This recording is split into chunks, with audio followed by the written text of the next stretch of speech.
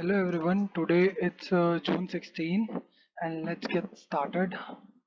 So Delhi riots, like three student activity activists gets bail. SC slams police for casually invoking anti-terror law, says right to protest not same as terrorist activity. Okay, so this was about these two.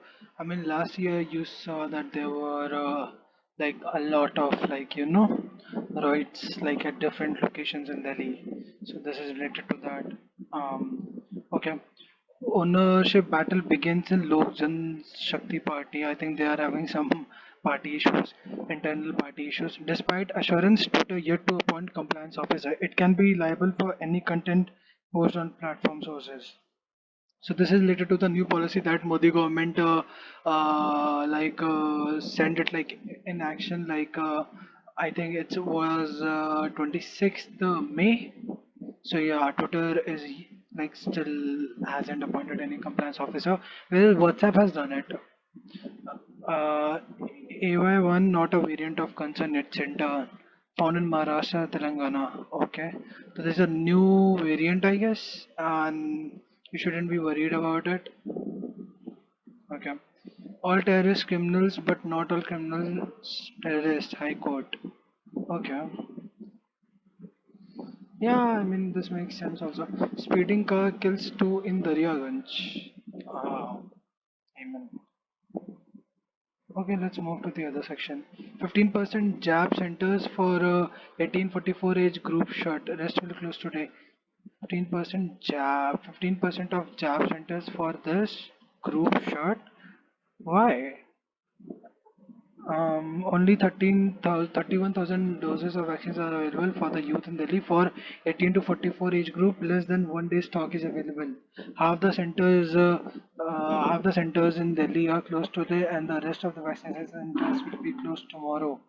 So this is a matter of concern, I think, and central government should look into this because the most important thing right now is to keep the vaccines coming so that more and more people keep getting like vaccinated. In last 30 days, over 50 tested positive for virus every hour. Wow, that is really something. I think this is a number like just for the capital maybe. Delhi prisoners see only single COVID-19 case this month. Wow, that is a achievement, I guess. Although they are criminals, they don't deserve to get, you know, like virus and not cooperation where inspect Krishnagan ahead of monsoon. I think at that place they are like there was like last time a dead body was floating there. So yeah, maybe that's why.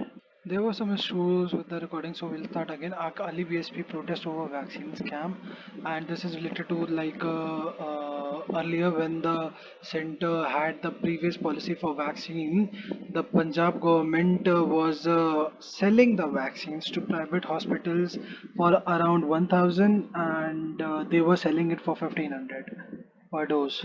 So this is because of that they are protesting now. SC closes trial against Indian Marines. Government plea to stop proceedings follows UN tribunal decision in May last year. The Supreme Court on Tuesday ordered the closure of court proceedings in India against the two Indian Marines who allegedly killed two fishermen off the Kerala coast after mistaking them for pirates. Okay.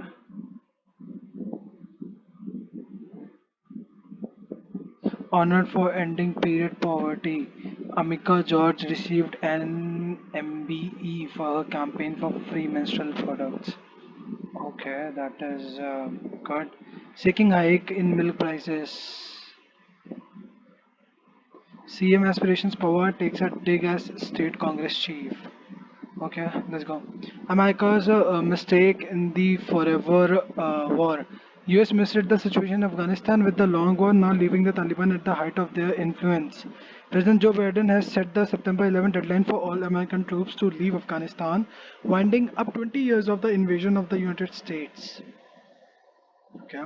Military officials say the withdrawal would be complete about 2 months ahead of the schedule. Wow. The peace talks between the Afghan government and the Taliban that started in Doha last year have been frozen for months. The bid by the US to hold a summit in Istanbul between the warring parties has been a non starter.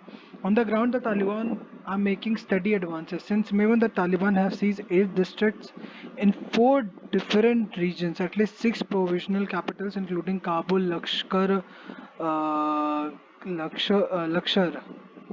Lashkar, and Kandahar, have the insurgents at their gates. As of now, 22% of Afghanistan 398 districts are in Taliban's control, and 24% with the government, while more than half of the country's territories are contested. A neocon war. Neocon is a very interesting word here. So, just let me write it down. Neocon war. Okay. The longest war in America's history is also turning out to be one of its most disastrous. After 20 years of war, when the world's mightiest military is exiting Afghanistan, the Taliban, which is sought to perish, are at the height of their influence since they were driven out of power. Terrorist networks, which the US vowed to destroy when it launched its global war on terror in Afghanistan, are now scattered across Asia and Africa, from eastern Afghanistan to the Sahel region. What went wrong?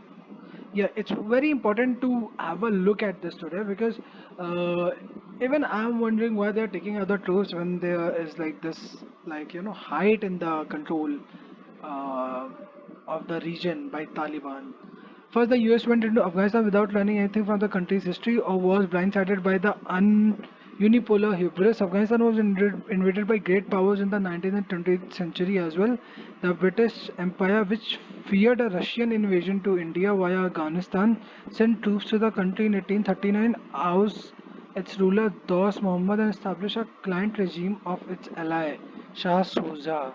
But the British had to withdraw in the face of Afghan resistance, mostly by Pashtun warriors while retreating in 1842. All of the British and Indian troops, except one doctor, were massacred by Afghans. In 1970, the Soviet Union sent troops to Afghanistan to salvage the country's nascent communist regime, orchestrated a coup, and established a friendly regime. The Soviets, faced with a bloody Mujahideen resistance, which was bankrolled and trained by the US, Saudi Arabia, and Pakistan, had to pull back in 1989 in ignominy. Wow, interesting. The US might have thought that the history would have been kinder to them when they launched the Afghan invasion in October 2001. It wasn't. Once they invaded Afghanistan, the US, given the mistakes the British and the Soviets committed, could have had a strategically focused campaign targeting its enemy, Al Qaeda, which was behind the September 11 attacks. It should have gone after the terrorists, destroyed their network, and then withdrawn. Then that is what a realist power would do. But the US, driven by the neoconservative globalism of the Bush administration, had set more ambitious goal for itself. It wanted to topple the Taliban and rebuild a centralized democratic state in Afghanistan. How did building democratic institutions in Afghanistan from top down serve American foreign policy interests? The neoconservative in Washington might have found it fascinating, but the move made little strategic sense. And now the US is retreating, practically leaving Afghanistan to the mercy of the Taliban. In return for assurance from them that they would not assist the terrorists such as Al Qaeda and the Islamic State. Wow, surrender to the Taliban. Granted, there is a realistic case for the US to leave Afghanistan. It seems to have reached a conclusion long ago that the war was one that could not be turned around. The war was also becoming increasingly unpopular at home, promoting presidents from Barack Obama to Donald Trump and Joe Biden to promise to wind it up. The US had been shifting its focus to East Asia where China is rising. And given the foreign policy changes the US is facing now elsewhere, continuing troop and commitment in Afghanistan makes little sense. But the US could have opted for a more orderly withdrawal instead surrendering to Taliban terms to pull back its troops. This was the third mistake. The Taliban have not defeated the Afghan troops yet. The Afghan government has about 20,000 battle hardened soldiers, including the US trained elite special forces. The government still controls most of the country's population centers. The Taliban's efforts to take over provisional capitals were successfully thwarted in the recent past with air power help from the US.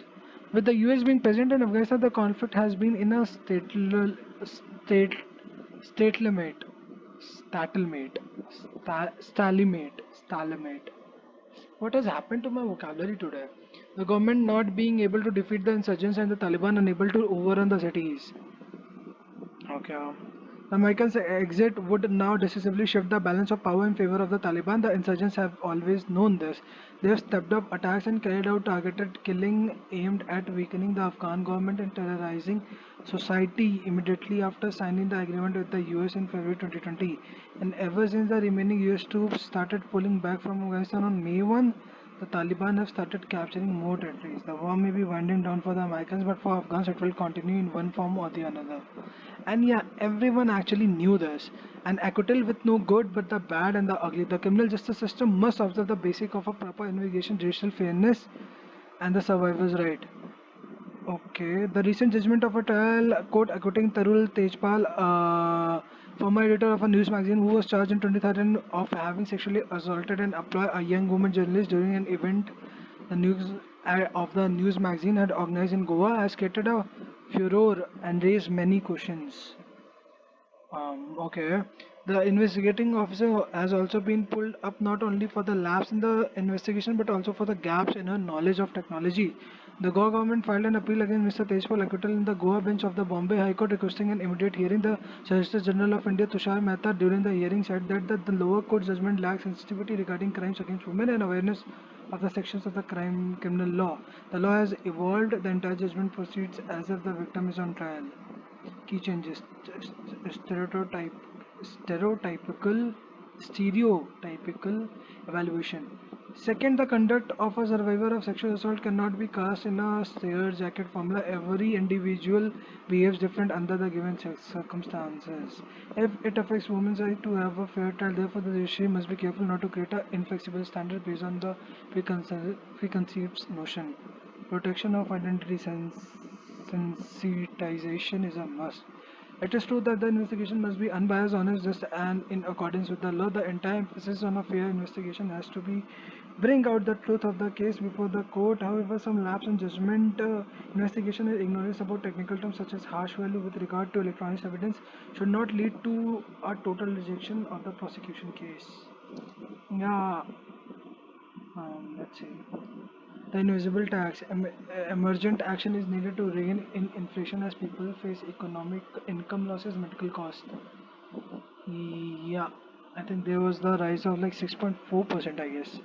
Like we read it yesterday, like retail price. Sorry, it was 6.2. Bracing for a threat, India must be alive to the dangers of emerging variants of the coronavirus. And I think we have already talked about it that what they have to do in order to, make sure that the India doesn't bow down against the third wave of COVID. So let's see what they do. We discussed this in our previous papers. Needed full disclosure electoral bonds. The Supreme Court is suggestions to match the following on political donations is impractical and incorrect. So what happened was last year, like also a lot of money came into BJP's account, and they were not there was no compliance to to make them disclose the source of those generous donations.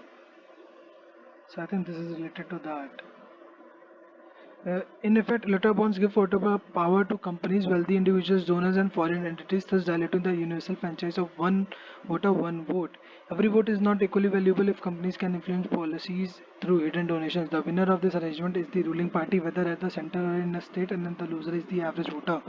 Companies and political parties could exercise moral leadership and warranted disclosure the identity of recipients and donors as a Jharkhand Mukti Morcha recently did. Till then, voters are stuck with a ruling party with war chest of resources. So this is what happened with that tide we talked about. I mean, Modi wave was there in 2014, but Congress was short on money, and a lot of private companies poured in money, like a generous donation for BJP campaign. Embracing cryptocurrency. The fact that cryptocurrency has no legal classification should not be impetus to prohibit its use in India. On June 9, yeah, we are aware of the El Salvador things, like what they did with Bitcoin. As India finds itself as a crossroad of prohibition and regulation in its strife with cryptocurrency, Globally, the inclination towards permissive regulation recognizes the freedom of choice given to people for a use in a medium of exchange other than a central bank backed fiat currency. Swinging between extremes, lessons from other countries. There are lessons in this regard from UK, Singapore, and the US. The UK has classified cryptocurrency as a property, and this has paved the way for cryptocurrencies to be encompassed, encompassed encompassed within a regulated legal framework in the country's economy.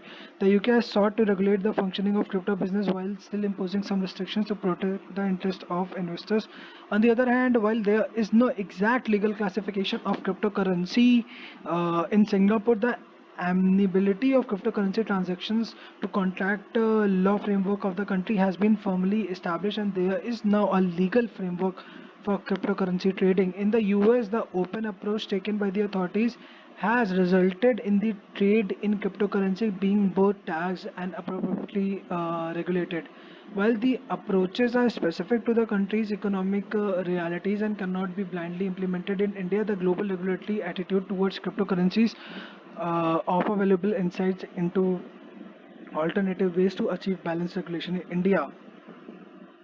First of all, the government stance should be clear on this, and then only people can decide whether to invest in it or not. But it's highly volatile, so that factor should always be kept in mind before making investment in Bitcoin or any other cryptocurrency in particular.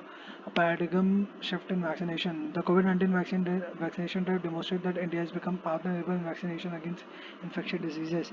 In his address to National about new vaccination policy, Prime Minister Narendra Modi said, if you look at the history of vaccination in India, he was talking about that there were some vaccines which were like even after a disease being spread all over India, its vaccine wasn't really available.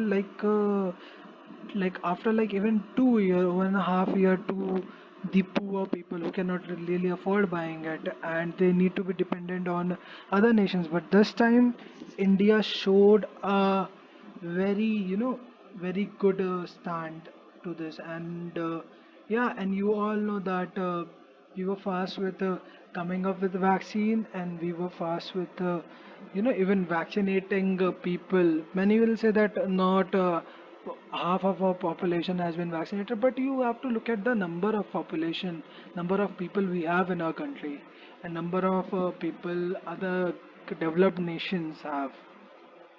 States hit by unequal supply of vaccines. Yeah, we were talking about it abhi, when we were talking about Delhi.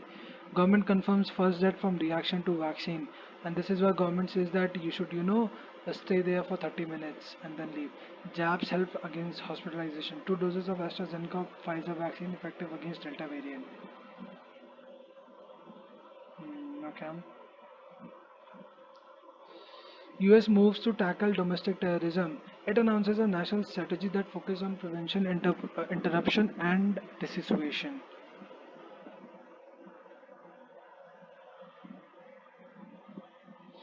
Okay. The Biden administration wants first to improve information sharing and on extremist group or individual at the federal and local level. Further, the Justice Department, and the Federal Bureau of Investigation have set up nationwide system for reporting terrorism-related cases. The government also wants to thwart the recruitment of violent extremists and calls for violence in collaboration.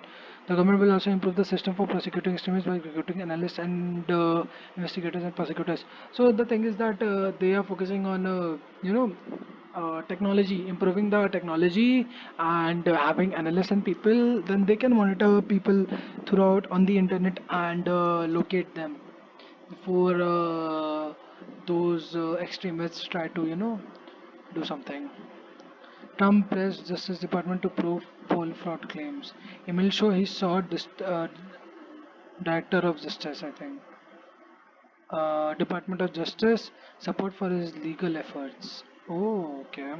Taiwan reports largest incursion by Chinese forces. 28 aircrafts entered the air defense identification zone. So there's a long battle going on between Taiwan and China. US-Russia ties are at an impasse. Kremlin official. A top aide of Vladimir said the US-Russia relations are at an impasse, but this week's summit with Joe Biden and Switzerland could help ease tensions. Yeah, it should does that. Let's see what happens. separate Israel groups to march in East Jerusalem. Jerusalem, sorry. My bad, I'm really sorry. Inflation's first spike in bond yield, rupee hits 1 month low. If inflation is rising, then you can like try to invest in government bonds because you'll get good returns. Trust me. Don't just trust me. Do your research also. Exports surge 69%. Deficit widens. Okay, retail sale declined 79% from 2 years earlier. Uh, DHFL is bankrupt and they don't have any money. US arbiters tells DRL unit to pay this. Okay, Adani Group shares closed on a mixed note. Flagship identified enterprises gains 2.45. So yeah, Covaxin at rupees 150 to center, not sustainable. Okay. So yeah, that was obvious, and honestly, everyone knew that free vaccination wouldn't be really possible in the long-term view. Okay, that's all. I hope you guys like it. Please share with your friends and like the video. It really keeps me going and makes me feel like people are benefiting, and I should keep on doing it. Thank you.